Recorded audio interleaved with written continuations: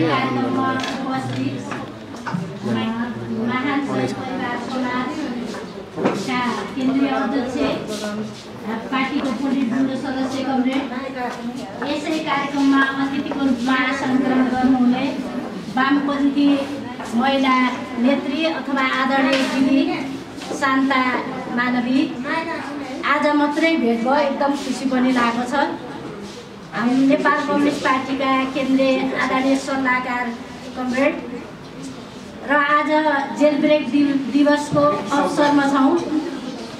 Jail ब्रेकलाई सफल पार्नको निम्ति सम्पूर्ण रूपले सहयोग र साथ दिनुहुने सहयोगदा रिता, हामी रिता नि भन्छौँ, कविता नि भन्छौँ कमरेड र यहाँ उपस्थित हुनुभएका सम्पूर्ण सिसिएम कमरेडहरू, केन्द्रीय प्रतिनिधि सदस्य कमरेडहरू र सम्पूर्ण कमरेडहरूमा क्रान्तिकारी लाल अभिवादन टक्राउन चाहन्छु। कमरेडहरू आज जेल ब्रेक गरेको 24 वर्ष पार गर्दै 25 वर्ष चाहिँ लागेछ। भर्खरै जस्तो लाग्छ हामीलाई जनयुद्ध सुरु भएको र भर्खरै जस्तो लाग्छ हामीलाई जेल ब्रेक गरेको। तर 24 वर्ष चाहिँ पुरा भएर आज 25 वर्षमा पाइला टेकेछ। यस अवसरमा जसरी चाहिँ अखिल नेपाल महिला क्रान्तिकारी केन्द्रको आयोजनामा कार्यक्रम गरेर हामीलाई सम्मान गर्नुभयो, सङ्गठनलाई हृदयदेखि नै धन्यवाद दिन चाहन्छु। यस क्रममा जेल ब्रेक कसरी भयो भन्ने कुरा नै तपाईहरु सुन्न इच्छुक हुनुहुन्छ। यद्यपि मैले धेरै कार्यक्रममा यो बारेमा भनिसकेको छु। कहाँबाट सुरु गरौँ, कसरी भनौँ, देशको परिस्थिति एउटा छ हैन। हिजो हाम्रो अवस्था एउटा थियो, एउटा सन्दर्भमा हामीले जेल ब्रेक गरेका थियौँ। अर्को स्थिति पैदा भएको अवस्था छ। कहाँबाट सुरु गरौँ, के गरौँ भन्ने चाहिँ मलाई एउटा अनुभूति भइरहेको छ। फेरि पनि म सर्वप्रथम जेल ब्रेकलाई सफल पार्नको निम्ति सम्पूर्ण रूपले सहयोग गर्नुहुने कमला नवर्की यहाँ अहिले हुनुहुन्न, उहाँ गोर्खामा हुनुहुन्छ, सायद आउनु पाउनु भएन। रिता थापा यहाँ नै मसँगै अहिले हुनुहुन्छ कार्यक्रममा।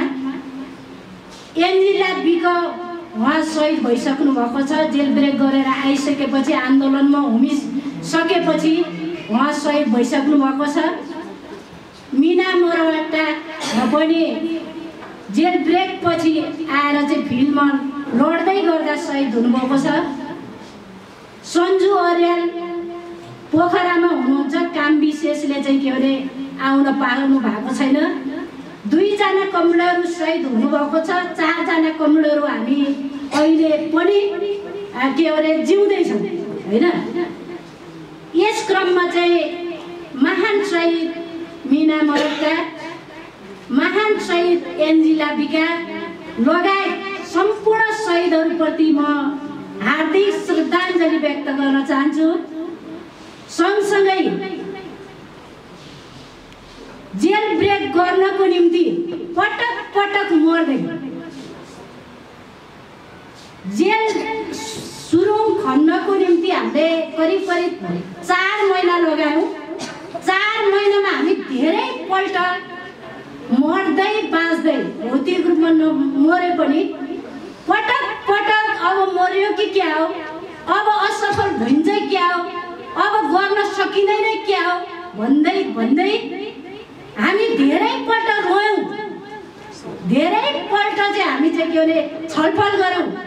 तैपनि हामी निरन्तर अगाडि बढ्नको निम्ति असाध्यै सहयोग गर्नुहुने कमला नवर्की, रिता थापा, मिना, सन्जु लगायत सबै कमरेडहरूलाई म धेरै धेरै धन्यवाद दिन चाहन्छु। यद्यपि कार्यविभाजन हाम्रो सबैको फरक फरक थियो। मैले संजोग बस म मैले टिमको कमान्ड गरेको थिएँ। फेरि मलाई के लाग्छ भने सबैको काम उत्तिकै महत्त्व थियो। सबै 6 जना कमान्डरको काम उत्तिकै महत्त्व थियो। उत्तिकै चाहिँ के अरे जिम्मेवारीपूर्ण चाहिँ हामीले गर्नु पर्थ्यो।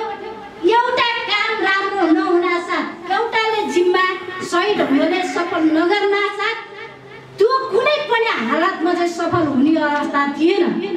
त्यसो भावनाले के भने मैले टिमको कमान्ड गर्दै गर्दा समायोजन गर्दै गरे पनि म के भन्न चाहन्छु भने सबैको भूमिका, दायित्व र काम बराबरी थियो र सबैले भूमिकाले त्यही ढङ्गले बहिनीहरूले खेल्नु भएको थियो।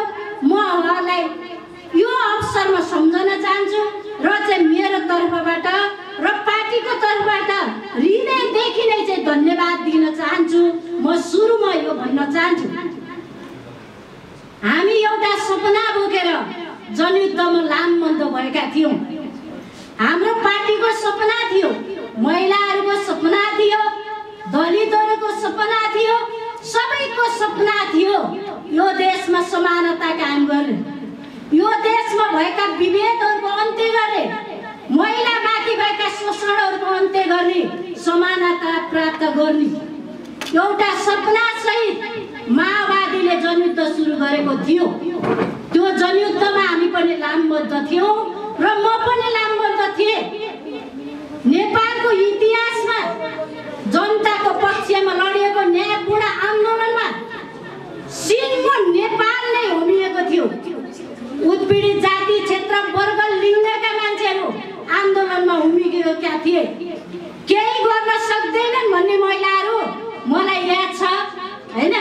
अब सेनामा चाहिँ बन्दुक बोक्न अब धेरै भयो, अब रोकौँ है भन्ने स्थिति थियो पार्टीमा।